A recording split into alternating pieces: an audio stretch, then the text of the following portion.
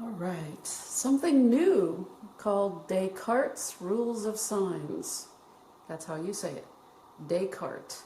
He's the same guy that said, "I think, therefore I am." So whenever you hear that in a philosophy class, they're always talking about René Descartes.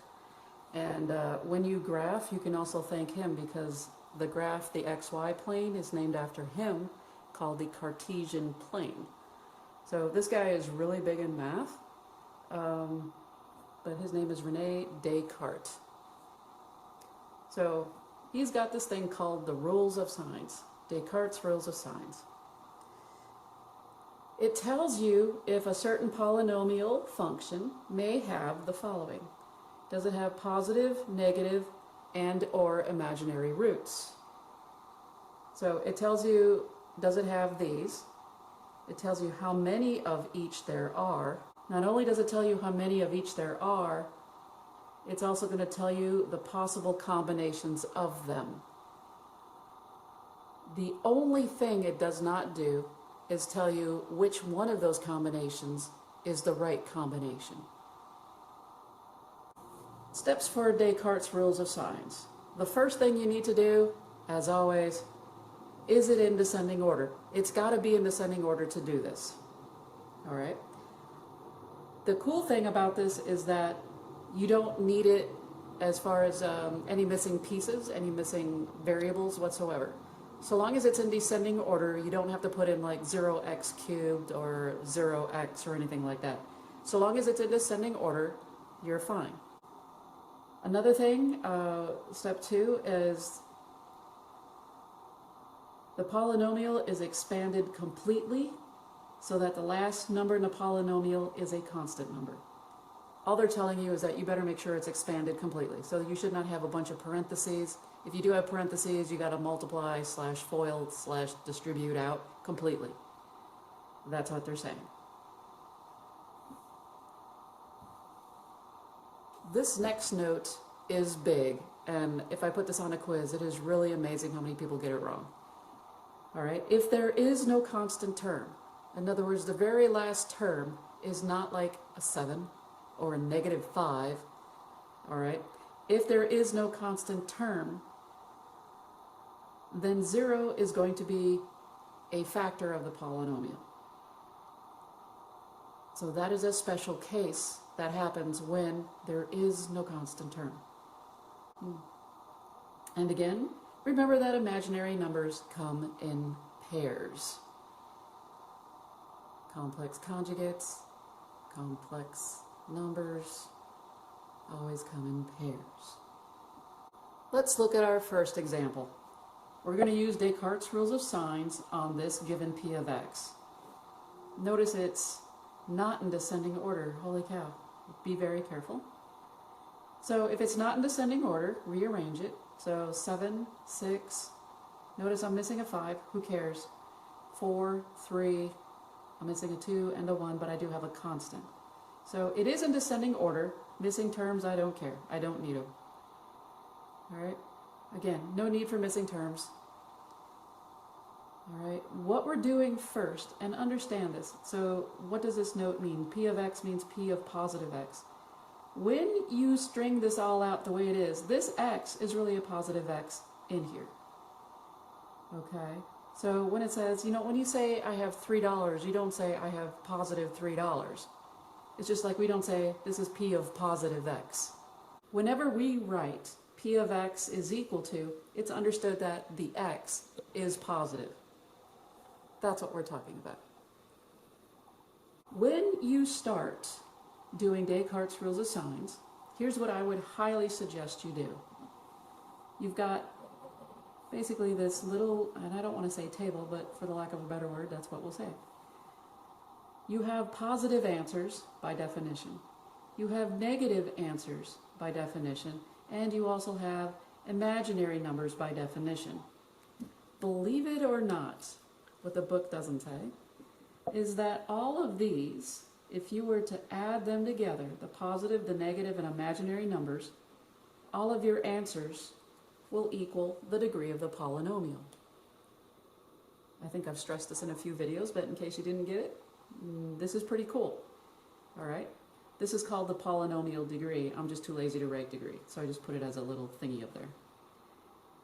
This box here is coming from our original p of x. We're going to put it in this box. I'm the only one that does this because I think it stresses the point. We can get all of the number of positive answers we need from the original p of x, because we said p of x means p of positive x. Well, if we can find this easily, how do we find this? Well, guess what I'm going to do? I'm going to put in a negative for the x. So I'm going to put in negative x instead. The imaginaries are going to work themselves out. Do not worry about this. And the polynomial degree is the highest degree of p of x, and that will remain constant throughout our problem. So this box represents our original problem with all of our original values. Anything below that is when we have to manipulate it. So let's get to it.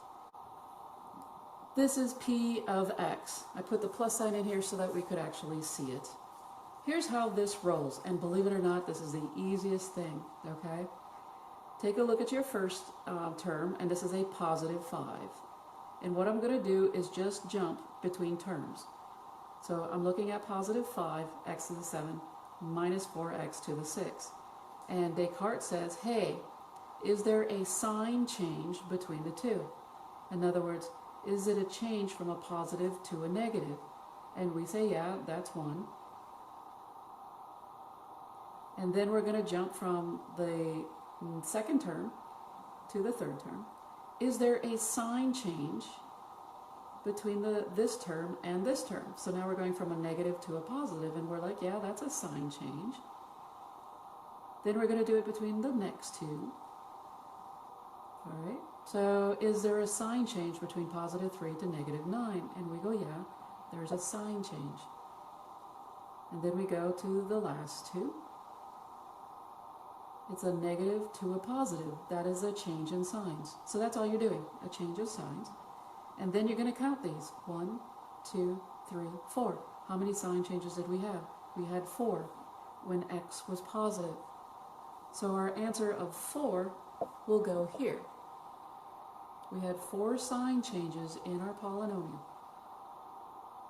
And we do one term at a time. So the first two, and I say one term at a time, meaning one thing at a time. So we're looking at the first and second, then the second and third, then the third and fourth, and then the fourth and fifth.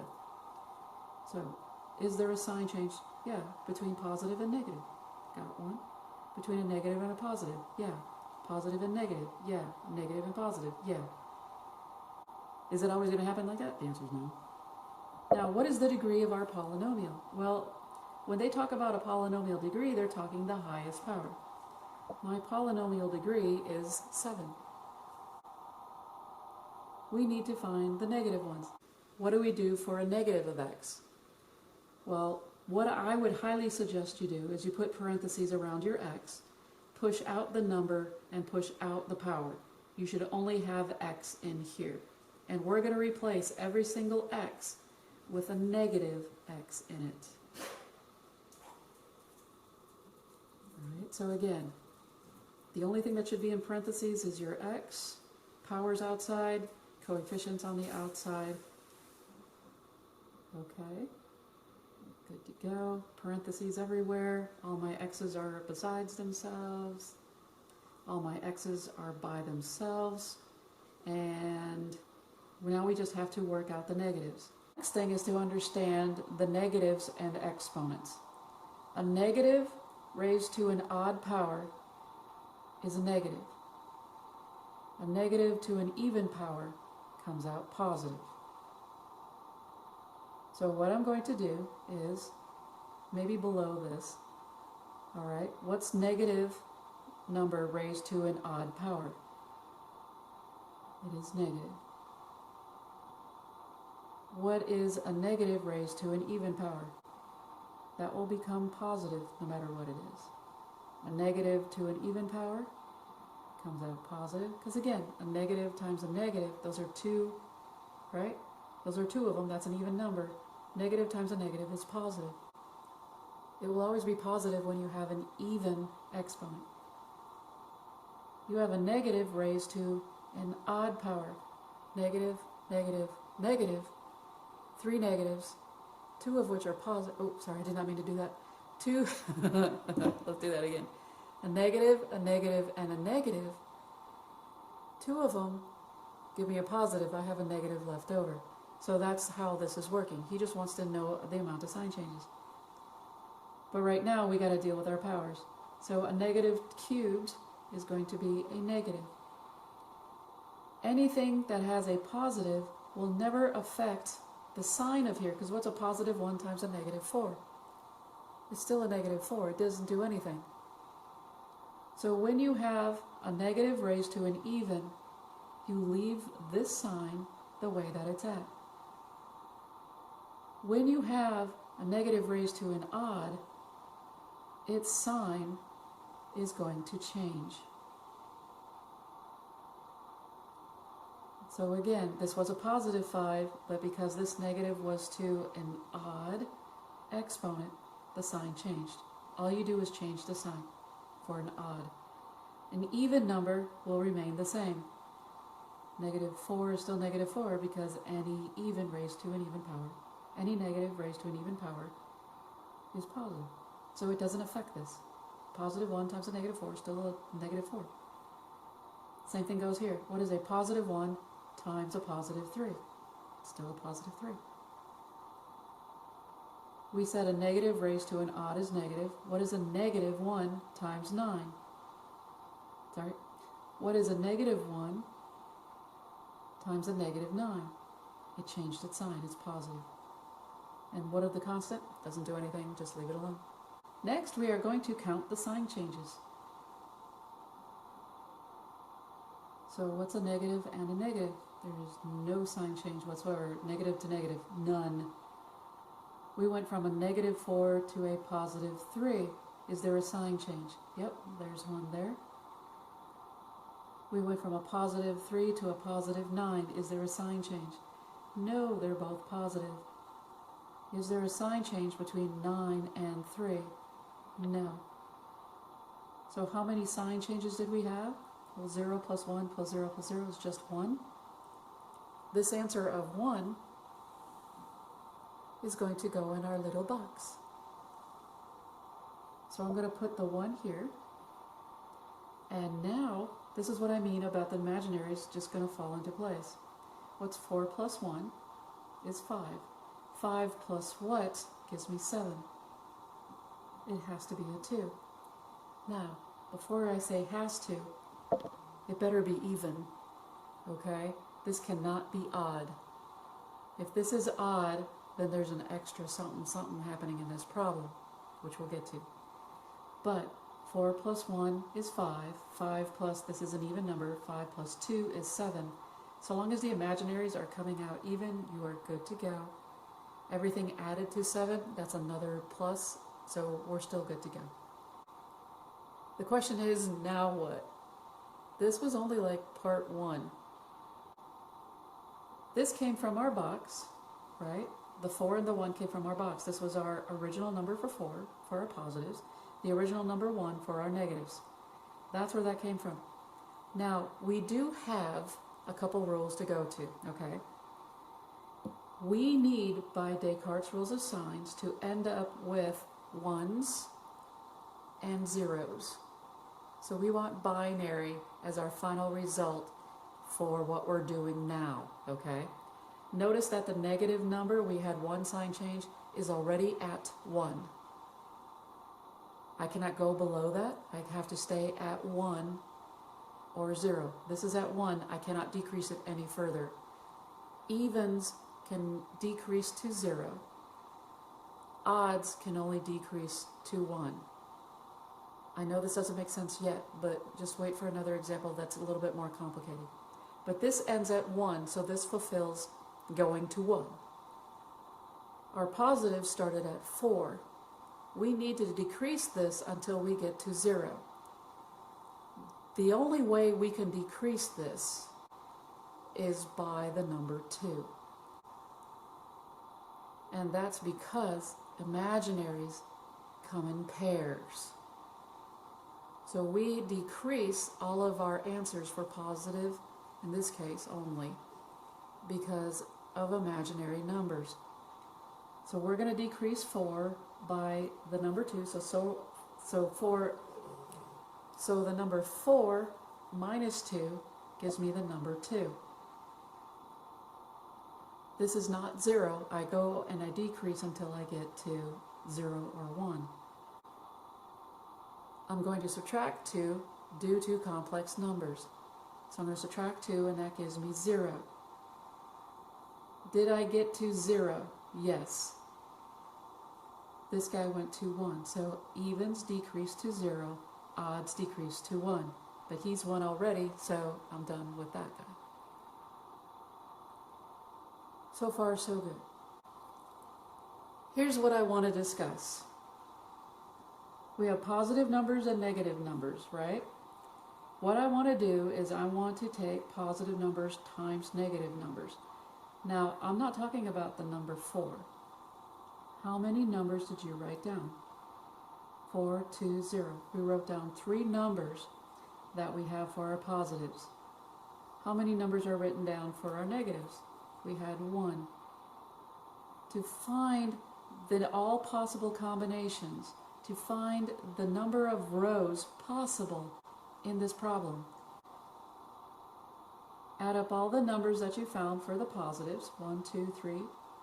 Don't add 4 plus 2. That's not what I'm talking about.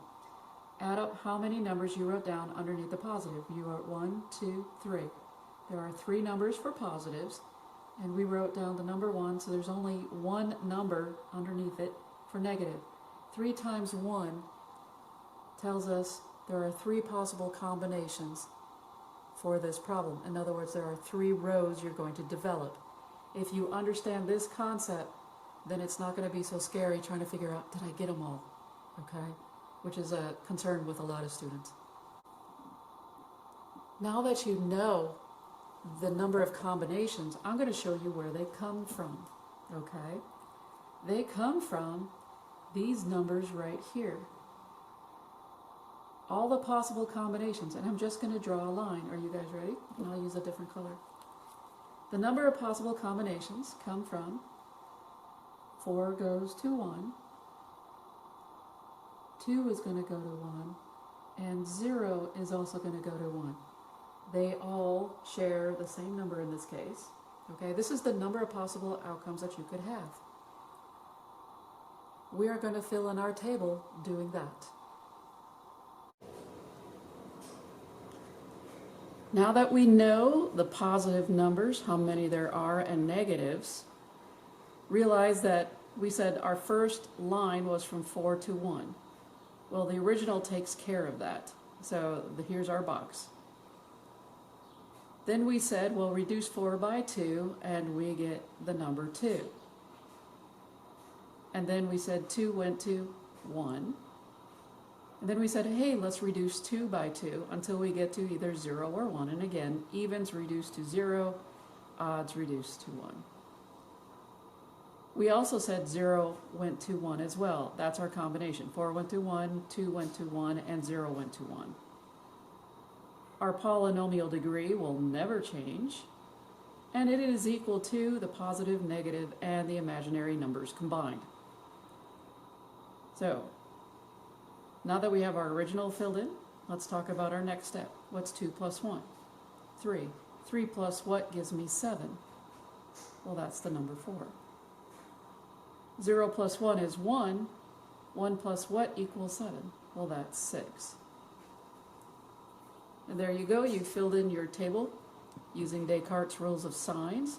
The only thing the back of your book will not do is probably will not put in this. But I think it's really helpful to figure out, does it equal 7 or not?